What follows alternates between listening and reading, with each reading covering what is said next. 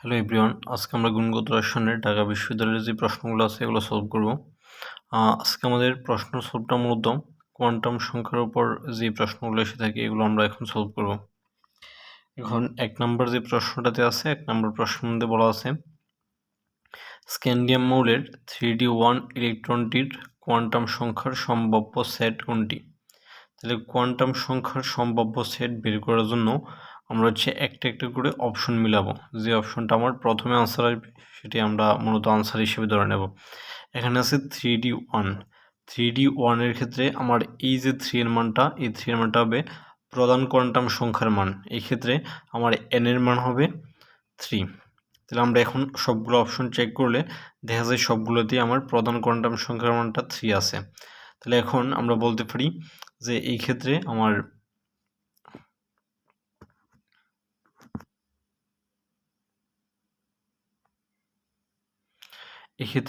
প্রধান কোয়ান্টাম সংখ্যার মানটা 3 হবে। ওকে, এখন আমরা যদি একটু খেয়াল করি, এখানে দেওয়া আছে 3d। ডি অরবিটালের ক্ষেত্রে আমার সহকারী কোয়ান্টাম সংখ্যার মানটা কত হয়? সহকারী কোয়ান্টাম সংখ্যার মান হয় হচ্ছে আমার 2। এখন আমরা দেখব যে সহকারী কোয়ান্টাম সংখ্যার মানটা কোথায় কোথায় 2 আছে।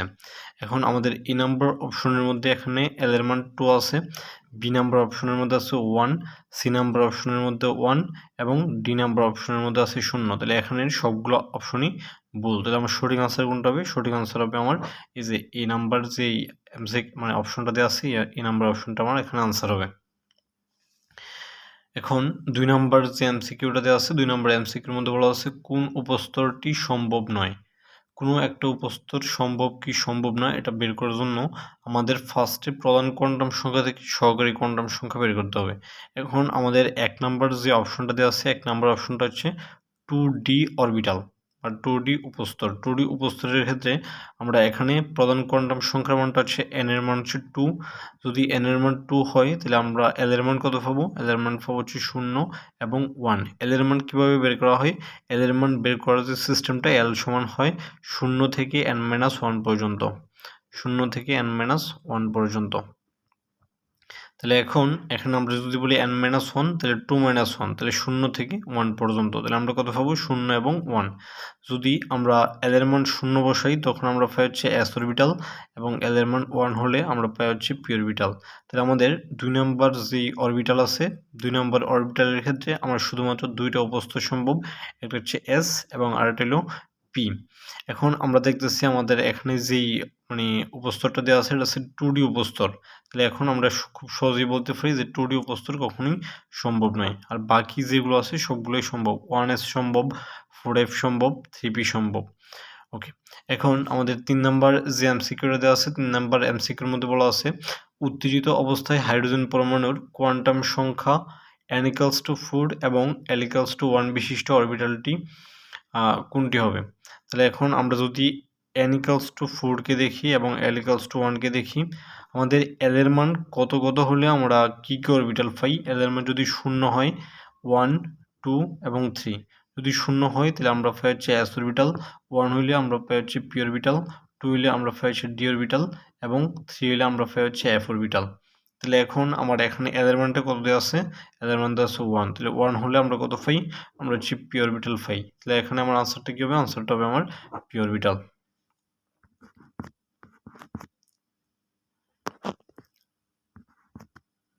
সেন নাম্বার এমসিকিউর মধ্যে দেখো, সেন নাম্বার এমসিকিউর মধ্যে বলা আছে 2p অরবিটালের জন্য n, l এবং m এর মান নিচের কোন সেটটি হবে?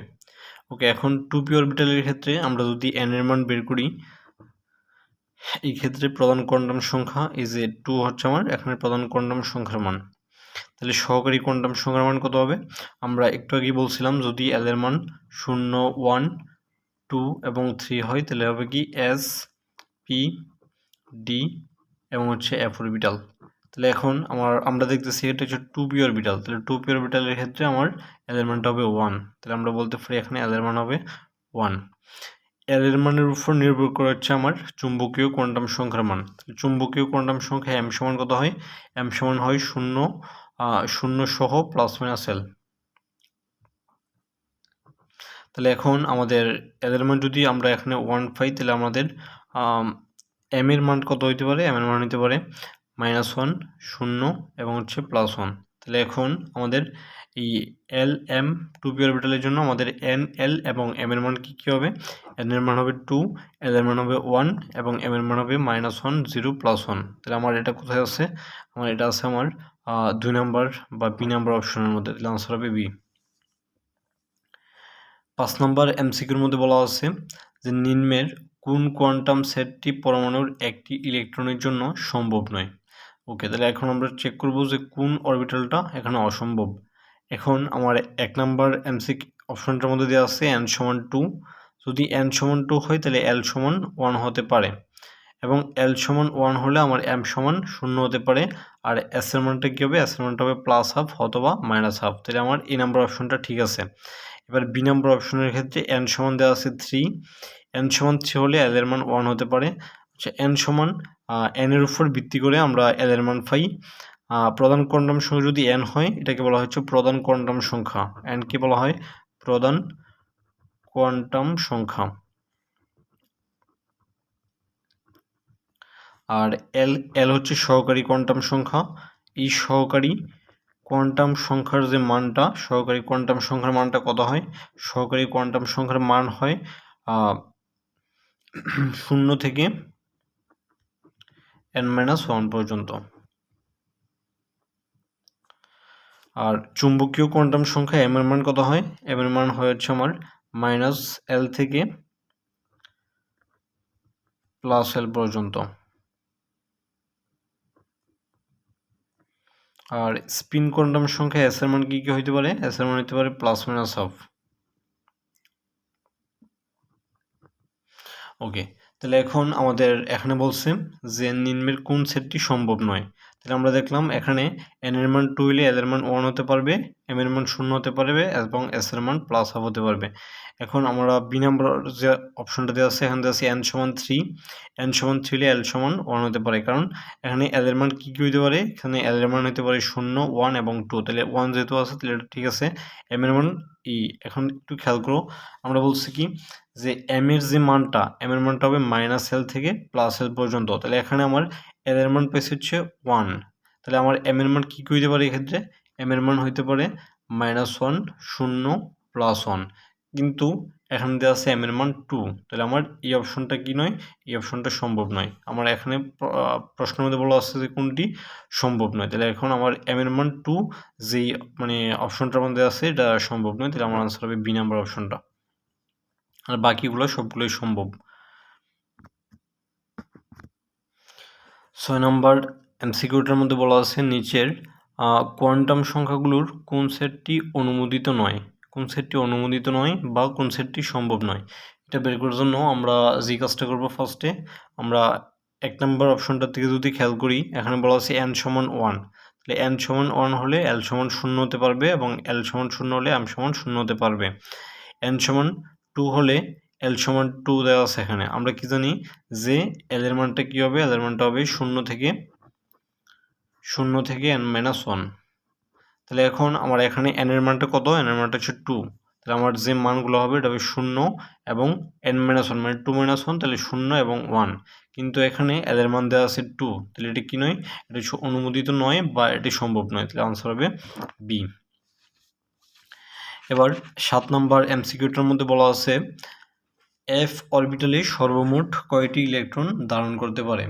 তাহলে এখন আমরা জানি যে s অরবিটালের মধ্যে কতটি ইলেকট্রন থাকতে পারে? s এর মধ্যে থাকতে পারে 2টি ইলেকট্রন, p এর মধ্যে 6টি ইলেকট্রন, d এর মধ্যে 10টি ইলেকট্রন এবং f এর মধ্যে 14টি ইলেকট্রন থাকতে পারে। তাহলে এখন আমরা বলছি f এর মধ্যে কতটি ইলেকট্রন ধারণ করতে পারবে? তাহলে এটা হবে 14। 8 নম্বর এমসিকিউটার মধ্যে বলা আছে পরমাণুর একটি ইলেকট্রনের জন্য নিচের 4টি কোয়ান্টাম সংখ্যার কোন সেটটি সঠিক? তাহলে এখন আমরা একটা একটা করে চেক করব যে কোনটা সঠিক হয়। এখন এই নাম্বার অপশনের মধ্যে দেওয়া আছে n সমান 1। তাহলে n সমান 1 হলে l এর মান 1 দেওয়া আছে। ওকে, তাহলে আমরা কি জানি যে l এর মানটা হয় 0 থেকে n-1। তাহলে n-1 মানে হচ্ছে 1-1। তাহলে 1 থেকে 1কে বিয়োগ করলে হবে 0। কিন্তু এখানে দেওয়া আছে কত? 1। তাহলে এই সেটটি ভুল একটা সেট দেওয়া আছে। তাহলে এটা আমার ভুল। 1 নাম্বার যেটা এটা হবে না। তারপর বি নাম্বার এর যে অপশনটা দেওয়া আছে এখানে বলা আছে n সমান 3, n সমান 3 হলে এদের মান কত হতে পারে 0 1 2, তাহলে এখানে 1 আছে, এটাও ঠিক আছে। এবার দেখো m এর মানটা কি হয়, m এর মানটা হয় 0 এবং প্লাস মাইনাস l, তাহলে এখানে l এর মান আছে 1 কিন্তু এখানে দেওয়া আছে m এর মান -2, তাহলে এটাও ভুল। এখন আমরা সি নাম্বার অপশনটা দিয়ে খেয়াল করলে এখানে দেওয়া আছে এই n এর মান 2, n এর মান 2 হলে l এর মান 1 হতে পারে এবং l এর মান 1 হলে m এর মান 0 হতে পারে আর s এর মান +হাফ অথবা -হাফ, তাহলে আমার সি নাম্বার যে অপশনটা, সি নাম্বার অপশনটাই কারেক্ট, তাহলে আনসার হবে সি। আর ডি নাম্বার অপশনটা কেন কারেক্ট নয়, কোন সেটটি সঠিক, n সমান 2, l সমান 0, m সমান 0 এবং আচ্ছা ডি নাম্বার অপশনের মধ্যে এখানে এস এর মানটা দেওয়া আছে +1 বা 1, কিন্তু আমরা জানি এস এর মান কি হবে +হাফ অথবা -হাফ, কিন্তু এখানে এস এর মান দেওয়া আছে 1, এই কারণে এটা সঠিক নয়, তাহলে আনসার হবে আমার সি নাম্বার অপশনটা। এবার 9 নম্বর এমসিকিউটার মধ্যে কি বলা আছে, একটি অরবিটালের 4টি কোয়ান্টাম সংখ্যার মান n সমান 3, l সমান 2, m সমান 1 এবং s সমান +হাফ হলে ইলেকট্রনের সংখ্যা কত হবে। ইলেকট্রনের সংখ্যা কত হবে এটা আমরা যে বিষয়টা দ্বারা খেয়াল করব, এটা হচ্ছে এখানে s এর মান কতটা আছে, এখানে আমরা দেখতেছি s এর মান +হাফ, অর্থাৎ s এর শুধুমাত্র একটা মান আছে। যদি s এর শুধুমাত্র একটা মান থাকে তখন আমরা ধরে নেব এখানে ইলেকট্রন সংখ্যা হচ্ছে আমার 1। আর যদি এরকম s এর মানটা এরকমভাবে থাকতো যে s সমান 5 ইন্টু +-হাফ, তাহলে এই ক্ষেত্রে আমার ইলেকট্রন কটা হইতো, এই ক্ষেত্রে আমার ইলেকট্রন হইতো 10টা। যদি এরকম হইতো s সমান 3 ইন্টু +-হাফ, তাহলে এই ক্ষেত্রে আমার ইলেকট্রন কটা হইতো 6টা।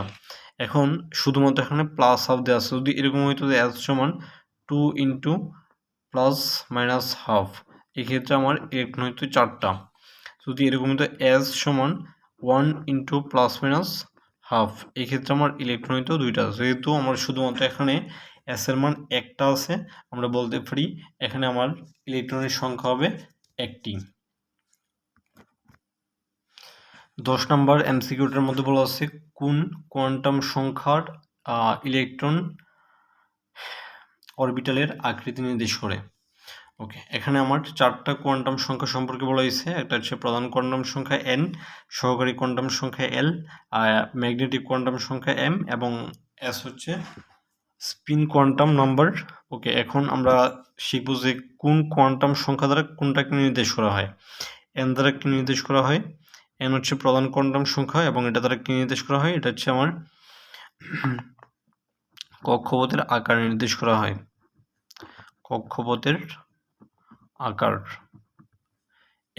l হচ্ছে সহকারী কোয়ান্টাম সংখ্যা এবং এই সহকারী কোয়ান্টাম সংখ্যা দ্বারা উপশক্তি স্তরের বা অরবিটালের আকৃতি নির্দেশ করা হয়, অরবিটালের আকৃতি নির্দেশ করা হয়।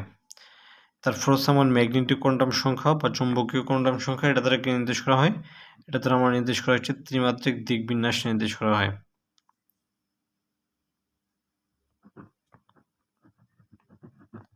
ত্রিমাত্রিক দিকবিন্যাস নির্দেশ করা হয়।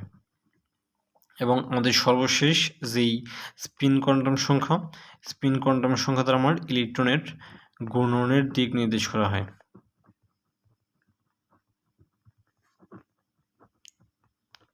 তাহলে এখন আমার এমসিকিউগুলোর মধ্যে বলা আছে যে কোন কোয়ান্টাম সংখ্যা ইলেকট্রন অরবিটালের আকৃতি নির্দেশ করে, তাহলে অরবিটালের আকৃতি নির্দেশ করে কে, সহকারী কোয়ান্টাম সংখ্যা, তাহলে এখানে আমার আনসার হবে এল।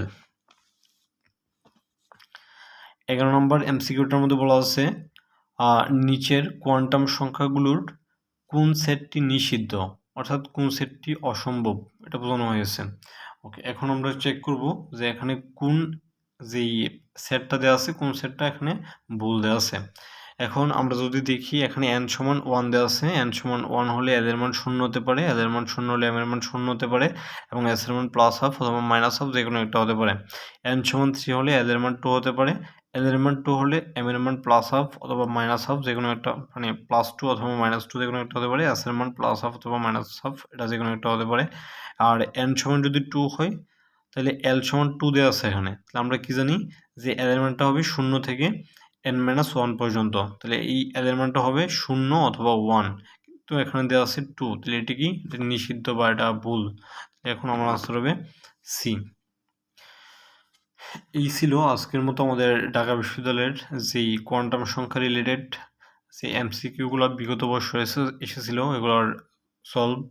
আশা করি তোমরা ওই সলভগুলা খুব ভালোভাবে বুঝতে পারছো।